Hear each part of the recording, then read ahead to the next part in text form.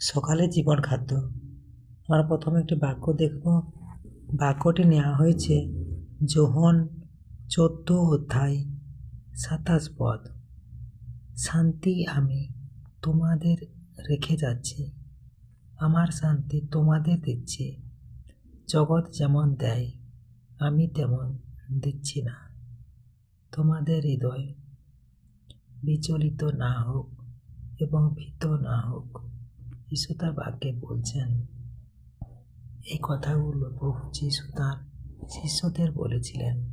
বিদায়ের সময় তিনি জানতেন সামনে কষ্ট ও পরীক্ষা আসবে, তাই তিনি তাদের সাহস ও আশা দিতে এই প্রতিশ্রুতি দেন।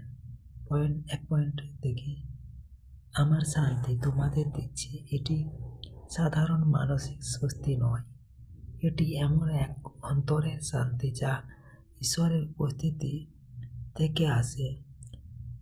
পরিস্থিতি কঠিন হলেও এই শান্তি হৃদয়কে স্থির রাখে। পয়েন্ট 2, জগৎ যেমন দেয় পৃথিবীর শান্তি অস্থায়ী। অর্থ, সাফল্য ও নিরাপত্তা থাকলেও মানুষ শান্ত থাকে, কিন্তু সমস্যা এলেই সেই শান্তি ভেঙে যায়। কিন্তু খ্রিস্টের শান্তি বাইরের অবস্থার উপর নির্ভর করে না, এটি ভেতরের শক্তি।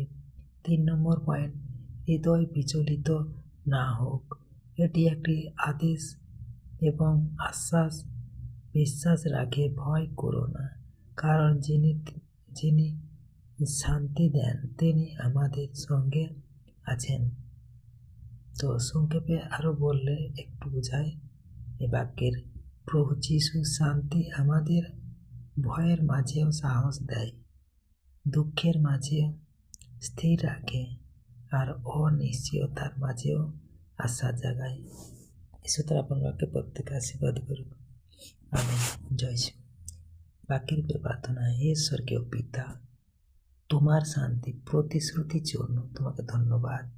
হে প্রভু যিশু, আমরা অনেক সময় ভয় পাই, উদ্বিগ্ন হই, হৃদয় বিচলিত হয়। তুমি আমাদের সেই সত্যিকারের শান্তি দাও যা জগৎ দিতে পারে না। আমাদের হৃদয়কে স্থির করো, আমাদের ভয় দূর করো। তোমার উপস্থিতির আশ্বাসে আমাদের পূর্ণ করো, যাতে আমরা প্রতিদিন তোমার শান্তিতে চলতে পারি। যিশুর নামে প্রার্থনা করি। Amen, amen, amen. জয় যিশু। হালেলুয়া।